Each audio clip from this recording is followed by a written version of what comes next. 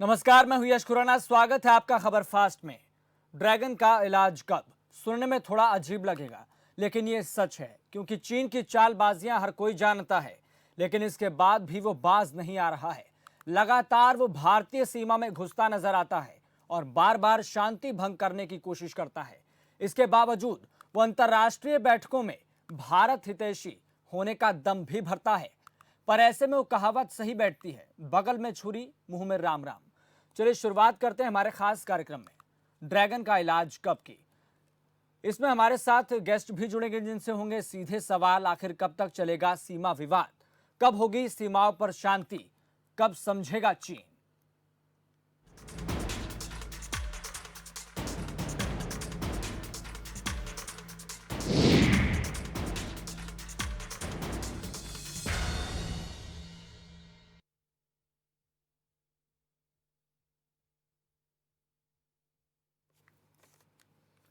पिछले कुछ समय से भारत और चीन के बीच सीमा पर तनाव बना हुआ है।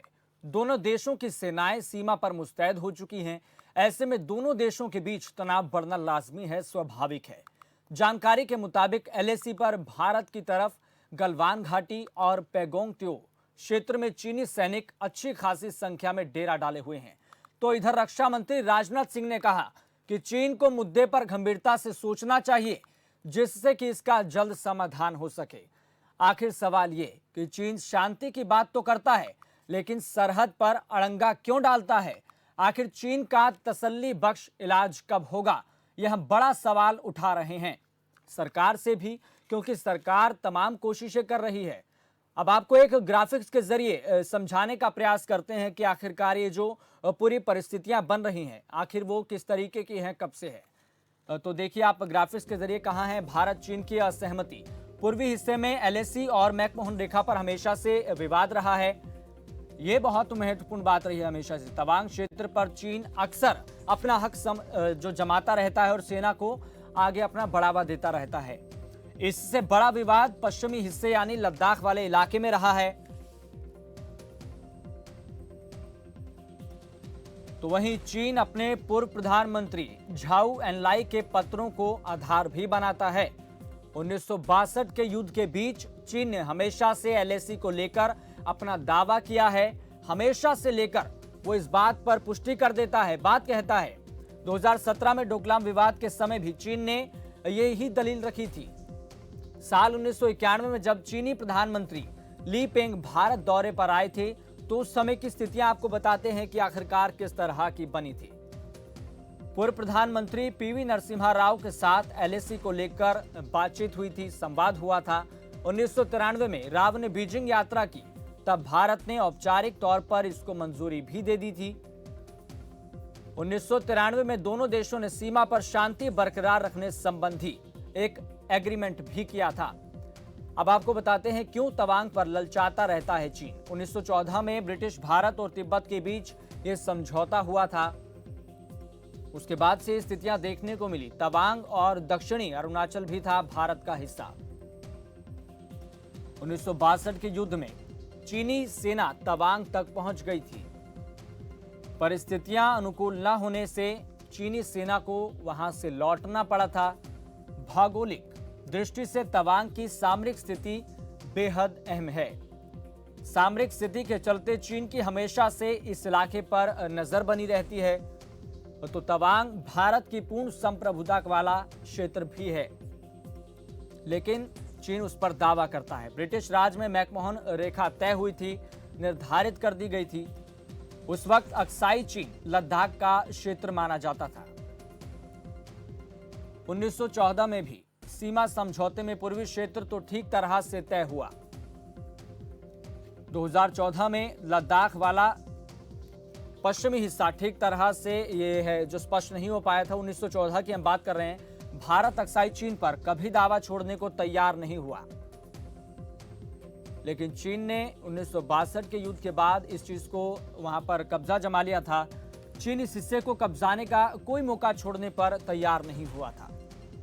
अब आपको लद्दाख का जो विवाद है वो आपको बता रहे थे। तो क्या है line of actual control? 3488 kilometre लंबी रेखा दोनों तरफ क्रम शुरू भारत और चीन के नियंत्रण वाले इलाके हैं।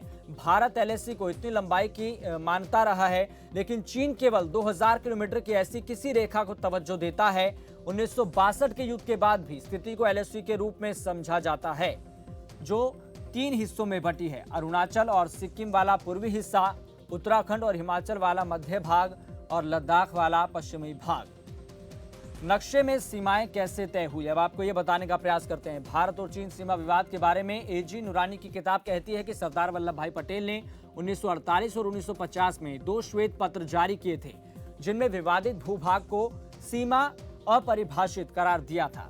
लेकिन 1954 में नेहरू ने आदेश जारी करते हुए सीमाओं को नक्शे में बगैर किसी टिप्पणी के प्रकाशित करने को कहा और इसे सर्वव्यापी करने पर भी बात कही। तब से अब तक वही नक्शे प्रचलित तौर पर इस्तेमाल होते रहे हैं और माना जाता है कि यही नक्शे 1962 के युद्ध की एक वजह भी रहे हैं। क्या है लाइन ऑफ एक्चुअल कंट्रोल, बहुत महत्वपूर्ण है ये। तो आज का हमारा ये जो मुद्दा है यही है, बहुत महत्वपूर्ण है। इस पर चर्चा करना इसलिए जरूरी हो जाता है क्योंकि इन दोनों ये सबसे ज्यादा सुर्खियों में रहने वाला विषय है। और जब बात सीमा विवाद की आती है तो भारत हमेशा से एक कायदे की बात करता है, लेकिन चीन उस बात को समझने को तैयार नहीं है। लेकिन चीन के दिमाग में ऐसा क्या घूम रहा है जो भारत की जो रणनीति है, कूटनीति जो स्तर की जो बातचीत होती है, डिप्लोमेटिक स्तर की, उसको समझने को तैयार क्यों नहीं। आज हम इसी पर चर्चा करेंगे और आपको बता दें कि हमारे साथ मेहमान भी जुड़ चुके हैं। सबसे पहले उनसे तारुफ करा देते हैं आपको बता दें कि हमारे साथ राजेश कश्यप हैं, जुड़ चुके हैं, वरिष्ठ पत्रकार हैं, और हमारे साथ डिफेंस एक्सपर्ट हैं सुधीर सिंह जी। तो सबसे पहले आप दोनों का बहुत बहुत स्वागत खबरफास्ट पर। जी नमस्कार जी राजेश जी, सबसे पहले आपसे जानना चाहते हैं, आप देख रहे हैं कि किस तरह से 5 मई के बाद से ही जो विवाद खड़ा हो गया है, और इससे पहले भी हम देखते रहे सीमा विवाद को लेकर ये विवाद चलता रहा है। चीन अपनी सेना भेज देता है, भारत को भी फिर भेजनी पड़ती है। चीन इस तरीके से दिखलाता है, मुंह में तो उसके राम राम होता है, मुंह में उसके भाई भाई होता है, लेकिन फिर सरहद पर अड़ंगे डालता है। आप इसको किस नज़र से देखते हैं?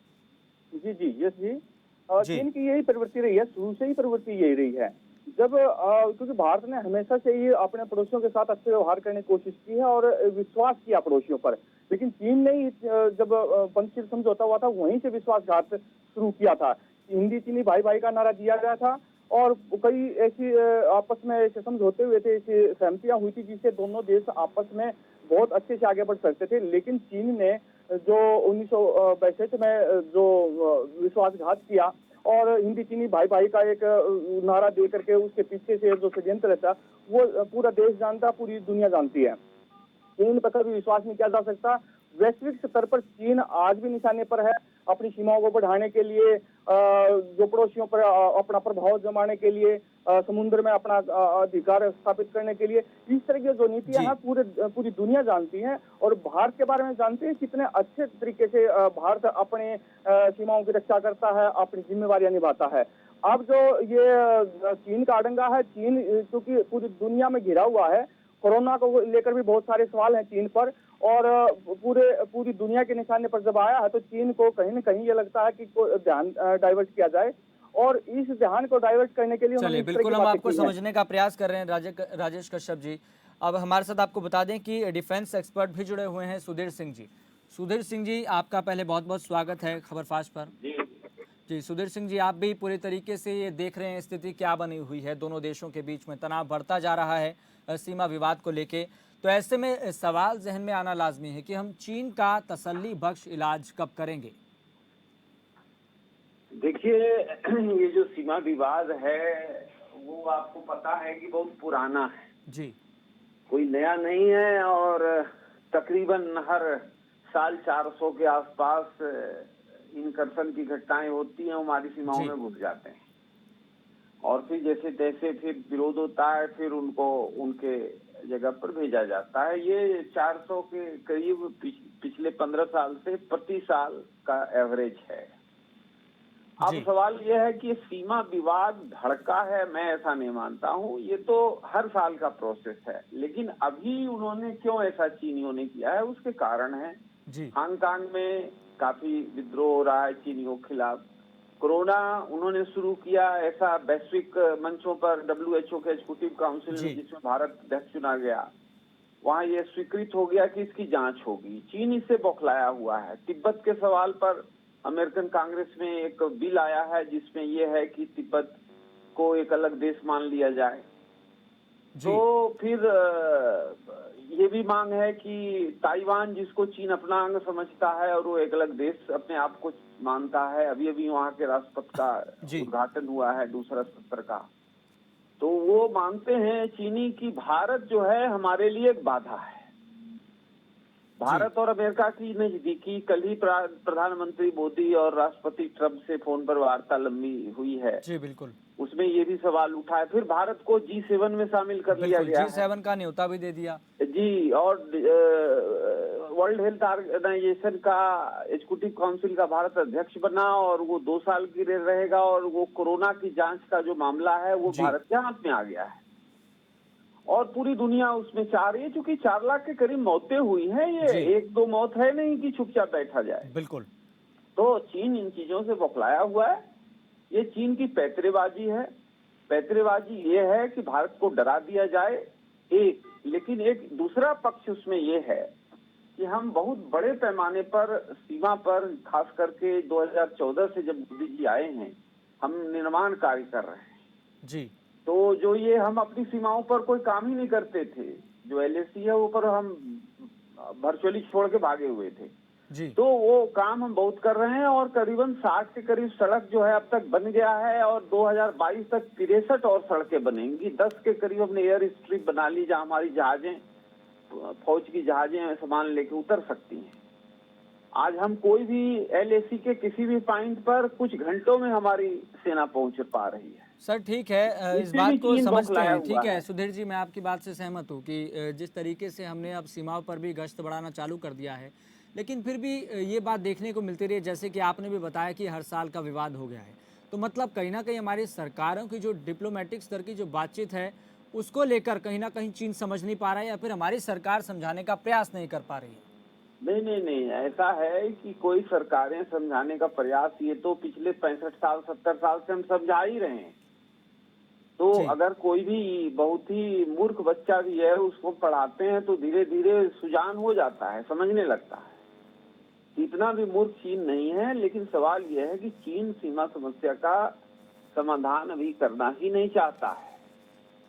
वो चाहता है कि अगर सीमा समस्या का समाधान कर देंगे तो भारत मजबूत हो जाएगा। भारत को उसकी औकात दिखाने के लिए जब भी भारत हमारे खिलाफ कोई गोलबंदी में शामिल होगा, वैश्विक गोलबंदी में, अमेरिका के साथ जाएगा, आसियान के साथ जाएगा, जापान के साथ जाएगा, साउथ कोरिया के साथ जाएगा, ऑस्ट्रेलिया के साथ जाएगा, तो हम भारत को यहाँ पर तंग करेंगे और दुनिया के उसके पार्टनर को ये दिखाएंगे कि भाई भारत की औकात क्या है। तो इसके लिए वो बड़े पैमाने पर ये चाहता है कि अभी सीमा का हम हल नहीं करेंगे।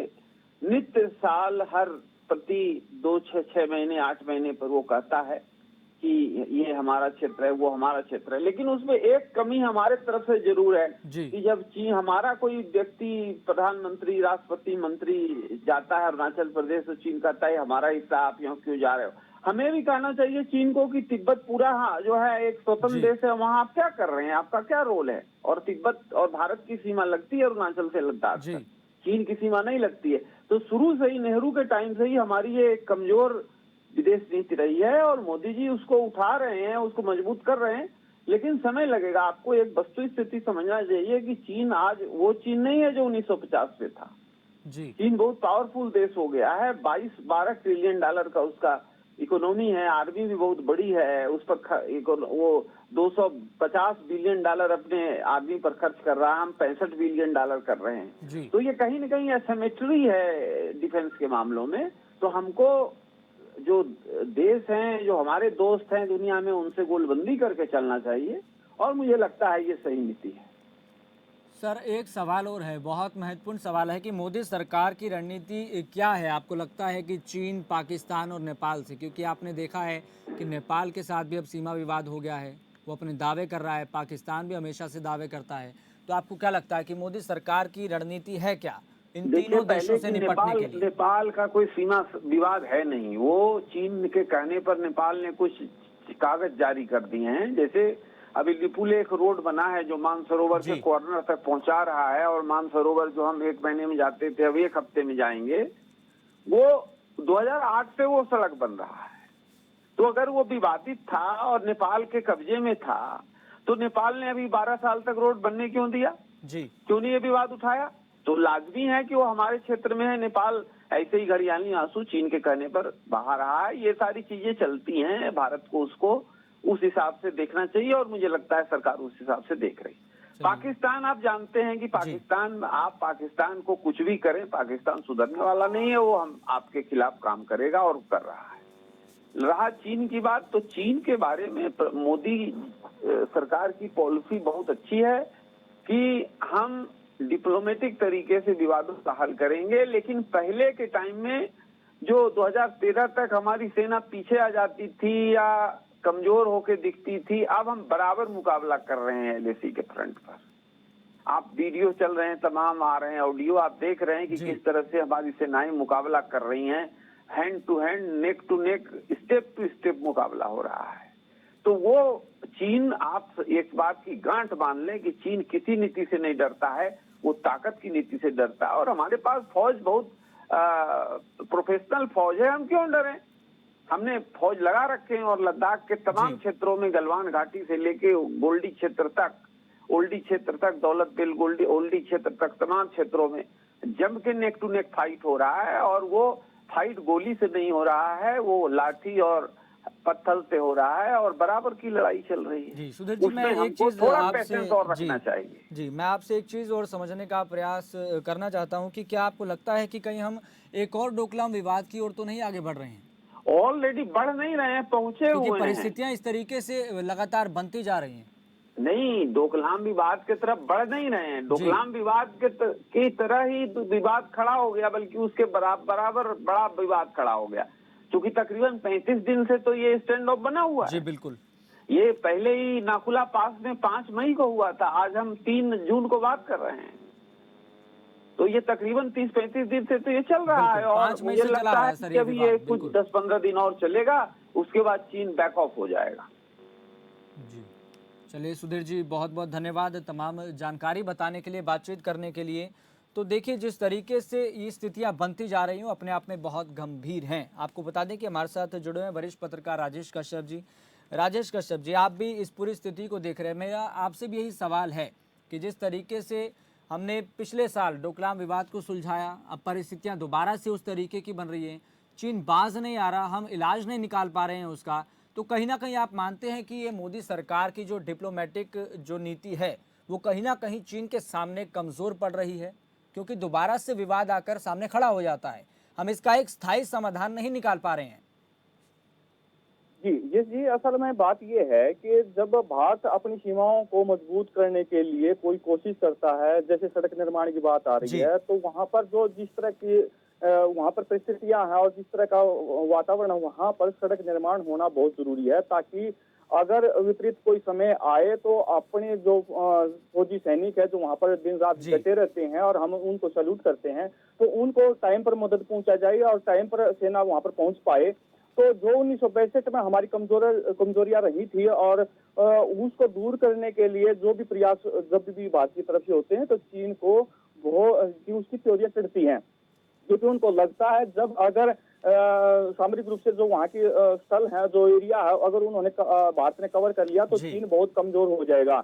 तो उस कमजोरी को बनाए रखने के लिए चीन अपनी थ्योरियां चढ़ाता है, जबकि जब भारत अपने एरिया में, अपने क्षेत्र में अपना काम करता है, तो उसका अपना हक है, पूरी दुनिया मानती है। और जब चीन की जब बात आती है, तो चीन हमेशा ये चाहता है कि मेरी प्रभुसत्ता कायम रहे।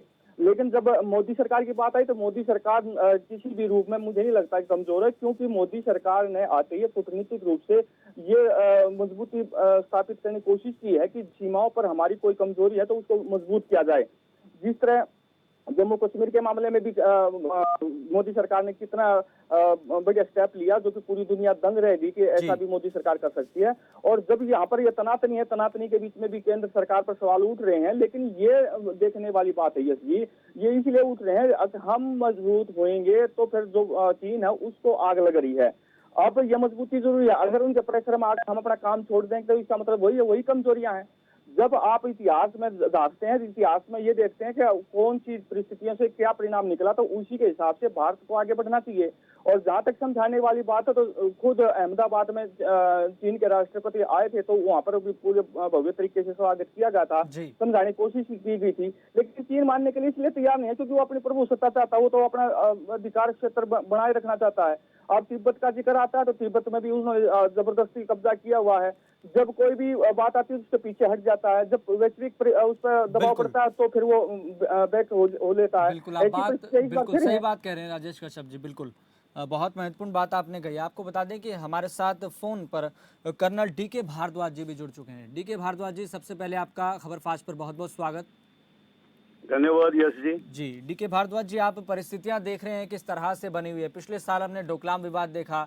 अब हम बता दें कि अभी हमने बात की थी डिफेंस एक्सपर्ट सुधीर सिंह जी से भी, वो भी कह रहे हैं कि जो डोकलाम विवाद पिछले साल हुआ था उसकी तरफ हम आगे बढ़ चुके हैं। आप इस बात से कितना सहमत हैं? और मैं एक सवाल और आपसे है कि जिस तरीके से हमारी डिप्लोमेटिक स्तर की जो नीति है सभी देशों के लिए और ख़ास तौर पर पाकिस्तान, नेपाल और चीन के लिए, क्या आपको लगता है कि मोदी सरकार की जो नीति है वो कहीं ना कहीं कमज़ोर पड़ रही है? और यश जी, मैं इस एरिया में नौकरी किया है, चुसूल एरिया में, जी जहाँ पे ये फिंगर एरिया अभी पंगा चल रहा है। जी मैंने इसको बहुत अच्छी तरह से 3 साल देखा है, इस एरिया को, जी। पंगांग से लेकर ये पूरा एरिया बहुत दुर्गम इलाका है। और हमारे टाइम में यहाँ पे कुछ नहीं था। सेना की तरफ से कोई लापरवाही नहीं है, कोई कोताही नहीं है। जी सन 62 से लेके सेना ने 303 राइफल से जो लाठी के मुताबिक थी, चीन के आधुनिक हथियारों के साथ हमारे सैनिक से मुकाबला किया। सैनिक को आप किसी भी पार्टी से मत जोड़िए, ये आपके सैनिक है, हिंदुस्तानियों का सैनिक है, भारतीय नागरिक का सैनिक है। और सैनिक हमेशा आपके लिए छाती तान के खड़ा है, आपको कभी प्रभु सत्ता में आंच नहीं आने देगा। जी कमजोर क्या पड़ रहा है? कमजोर पड़ रही है हमारी फॉरेन पॉलिसी, हमारी डिप्लोमेसी। जी बिल्कुल सर, मैं उसी की बात कर रहा हूँ। क्या आपको लगता है कि आपके नज़रिए से कहीं ना कहीं डिप्लोमेटिक जो स्तर की जो हमारी नीति होनी चाहिए वो कहीं ना कहीं विफल है हम उस बात में? विफल तो नहीं बोलूंगा, बट कमजोर पड़ रही है। जनता पार्टी के एमपी सुब्रमण्यम स्वामी जी ने भी बोला है कि हमारी फॉरेन पॉलिसी, हमारा कोई भी पड़ोसी देश जी हमारे साथ नहीं है। आज नेपाल सदियों से हमारा साथी, हमारा सहधर्मी देश, जी वो भी हमारा 350 किलोमीटर स्क्वायर किलोमीटर एरिया के ऊपर अधिकार जमा रहा है। कभी ऐसा हुआ नहीं था। मालदीव, बर्मा, जिसको आजकल म्यांमार बोलते हैं, सिलोन, अर्बन टोटा, सब जगह पे हमारे अपने ही जो साथी हैं, हमारे पड़ोसी हैं, उनके साथ हमारी जो फॉरेन पॉलिसी है वो कामयाब नहीं होती जा रही है। क्यों नहीं कोई भी देश हमारा साथी हो रहा है? हमारे जो पड़ोसी देशों की बातें कर रहा हूँ। बाकी जो हमारा ऑल वेदर साथी था रूस, वो भी आज हमारा उतना साथी नहीं रहा है। ट्रम्प के चक्कर में हमने रूस के साथ भी दूरी बना ली है। जी अमेरिका ऐसा देश है जो व्यापारिक देश है, उसका अपना हित वो साझा करता है, बाकियों का हित नहीं। अपने हित के लिए वो हमारे को यूज करेगा। हमारी मुसीबत में, आपने 71 में देखा है, हमारी मुसीबत में वो काम नहीं आता है। जी बिल्कुल। तो हमने अपने ही बूते पे चीन से निपटना है और चीन से सेना निपटेगी। अभी 6 जून को हमारे कोर कमांडर्स की मीटिंग हो रही है, लेके कोर कमांडर साहब जा रहे हैं वहां पे। जीओसी 19 डीव, जो जीओसी हैं 19 डीव के, उनके जीओसी के साथ मीटिंग कामयाब नहीं हुई, तो इसीलिए लेवल बढ़ा के कोर कमांडर की मीटिंग की जा रही है। और ये सैन्य तौर पे जो मीटिंग होगी, हम बिल्कुल मजबूती से अपना पक्ष करते हैं, हम कमजोरी से नहीं। और इसका समाधान सैन्य सेनाएं, सैन्य कमांडर्स निकालेंगे और निकल जाएगा।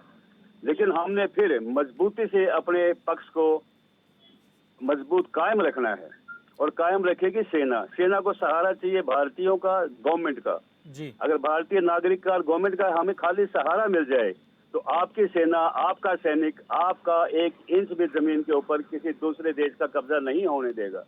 ये मेरा वादा है, ये मुझे एक्सपीरियंस है, क्योंकि मेरा बेटा फौज में कश्मीर में है, मेरा दामाद भी फौज में है, मेरी बेटी भी फौज में है, मैं खुद फौज से रिटायर हुआ हूँ। एक मेरे बड़े भाई हैं, मेरे बड़े भाई हैं लेफ्टिनेंट जनरल डीपी वत्स, वो बीजेपी के सांसद हैं आजकल। तो हम तो सैनिक जो है, हम पूरा परिवार, पूरा सैनिक समाज भारत माँ के लिए, भारतीयों के लिए दृढ़ प्रतिज्ञ है कि हम भारतीयों की रक्षा करेंगे। हमें किसी की सरकार से लेना देना नहीं है, हम खाली भारत माँ के सपूत हैं। चलिए डीके जी जुड़े रहिए हमारे साथ। आपको बता दें कि हमारे साथ बीजेपी प्रवक्ता खेमचंद शर्मा भी जुड़ चुके हैं। खेमचंद जी, आपका बहुत बहुत स्वागत खबर फास्ट पर। नमस्कार जी, नमस्कार, थैंक यू। जी खेमचंद जी, हमने बात की थी और हम चर्चा भी करते रहते हैं, लेकिन आज का हमारा जो मुद्दा है वो बहुत महत्वपूर्ण है और देश के प्रत्येक व्यक्ति को इस चर्चा को देखना चाहिए, क्योंकि चर्चा का विषय जो है वो बहुत महत्वपूर्ण है। आपको देख रहे होंगे खेमचंद जी, जिस तरीके से परिस्थितियां बन रही हैं देशों के बीच में, चीन और भारत के बीच में। भारत भी लगातार प्रयास कर रहा है कि सीमा विवाद सुलझ जाए। ट्रंप मध्यस्थता करते हैं तो चीन भी मना कर देता है और भारत भी मना कर देता है। लेकिन सवाल यही है कि हम चीन का इलाज कब ढूंढ लेंगे, स्थायी इलाज? देखिए, चीन का इलाज स्वतः ही हमारी मजबूती में है। आज हमारी सरकार मजबूत है, आज हमारे इरादे मजबूत हैं, आज हमारी इकोनॉमी मजबूत है। चीन सिर्फ हरकत कर सकता है लेकिन हमें नुकसान नहीं पहुंचा सकता।